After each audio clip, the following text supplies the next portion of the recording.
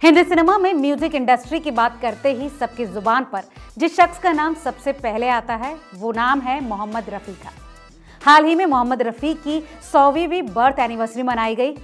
24 दिसंबर 1924 को पंजाब के एक छोटे से गांव में जन्मे मोहम्मद रफी साहब ने हिंदी इंडस्ट्री में अपनी पहचान बनाने के साथ ही म्यूजिक जगत को एक नई दिशा भी दी।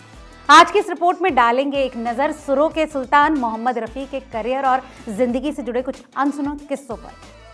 हेलो और नमस्ते, आप देख रहे हैं रिपोर्टर जी का सिनेमा स्पेशल और मैं हूं आपकी होस्ट लता। मोहम्मद रफी का जन्म 24 दिसंबर 1924 को अमृतसर के पास कोटला सुल्तान सिंह में अल्लाह राखी और हाजी अली मोहम्मद के घर हुआ। प्यार से उन्हें फीको कहा गया। हाजी अली मोहम्मद बेहतरीन खानसामा थे। वो 1926 में लाहौर चले गए। वहीं फीको कोटला सुल्तान सिंह के स्कूल में ही पढ़ाई करते रहे। 12 साल की उम्र में रफी भी परिवार के बाकी सदस्यों के साथ लाहौर चले गए। इसके बाद रफी कभी स्कूल नहीं गए। उन्होंने अपने बड़े भाई के साथ बाल काटने का काम शुरू किया। रफी संगीत के दीवाने थे।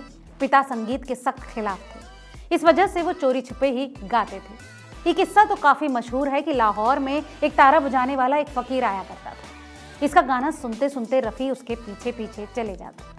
जानकार बताते हैं कि वो अक्सर हजरत दातागंज बख्श की दरगाह पर भी जाया करते। एक दफा की बात है, लाहौर में ऑल इंडिया रेडियो के अधिकारी जीवन लाल मट्टो नूर मोहल्ला से गुजर रहे थे। तभी उनके कानों में एक बेहद सुरीली आवाज पड़ी। आवाज अनोखी थी। आवाज का पीछा करते हुए वो दुकान में गए जहां रफी किसी के बाल काट रहे थे। उनकी गायकी से मुतासिर इस अधिकारी ने उन्हें रेडियो में काम करने का मौका दिलाया।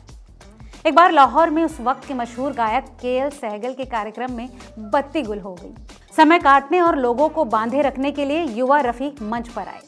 महफिल में मौजूद संगीत निर्देशक श्याम सुंदर उनसे इतना मुतासिर हुए कि रफी को बंबई आने की सलाह देकर चले गए। एक वक्त था जब फिल्मों के हिट गाने का मतलब मोहम्मद रफी होता था।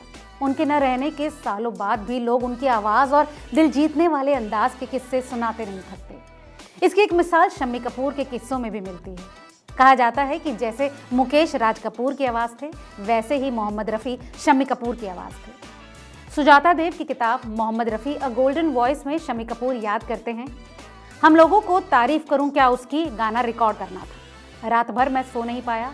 मैं चाहता था कि ये जुमला बार बार दोहराया जाए और फिर गाने का अंत हो, लेकिन संगीतकार ओपी नैयर को मेरी सलाह पसंद नहीं आई। मेरी निराशा देखकर रफी ओपी नैयर से बोले, पापा जी आप कंपोजर हो, मैं गायक हूं, पर पर्दे पर तो शम्मी कपूर को ही एक्टिंग करनी है, उन्हें करने दो।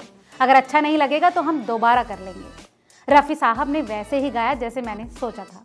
शम्मी कपूर आगे बताते हैं, जब ओपी नैयर ने गाना देखा तो मुझे बाहों में भर लिया और दुआएं दी। रफी साहब ने अपनी शरारती पर नर्म आवाज में कहा, अब बात बनी ना। रफी साहब चुटकियों में दिल जीत लेते थे। शम्मी कपूर कहते हैं, मैं मोहम्मद रफी के बगैर अधूरा हूँ। ऐसा ही एक किस्सा है मोहम्मद रफी के उस गाने का जिसने उनके डगमगाते करियर को संभाला था। 70 के दशक में किशोर कुमार का करियर बुलंदी पर था। ज्यादातर म्यूजिक डायरेक्टर अपनी फिल्मों के गाने किशोर कुमार से गवाते थे और इसी वजह से धीरे धीरे मोहम्मद रफी का करियर डगमगाने लगा और हालात यहाँ तक बिगड़ गए कि उनको काम मिलना ही बंद हो गया। इसके पीछे की सबसे बड़ी वजह राजेश खन्ना को बताया जाता है।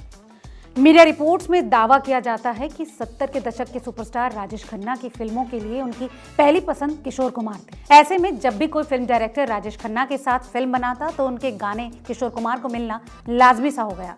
ऐसे में साल 1973 में धर्मेंद्र की फिल्म लोफर आई, जिसमें मोहम्मद रफी की आवाज में एक ऐसा गाना गाया जिसने दर्शकों को मदहोश कर दिया। ये गाना आज भी लोगों की जुबान पर चढ़ा हुआ है।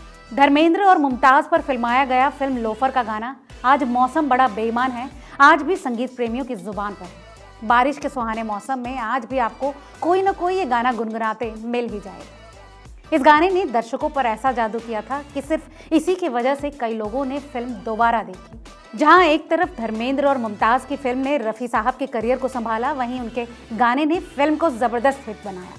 आज मौसम बड़ा बेईमान है के साथ फिल्म और धर्मेंद्र मुमताज की जोड़ी भी सुपरहिट हो गई। तो ये थी रिपोर्टर जी के सिनेमा स्पेशल में मोहम्मद रफी पर एक खास पेशकश। आपको आज की रिपोर्ट कैसी लगी हमें कमेंट करके जरूर बताएं और ऐसी तमाम और दिलचस्प खबरों के लिए देखते रहिए रिपोर्टर जी।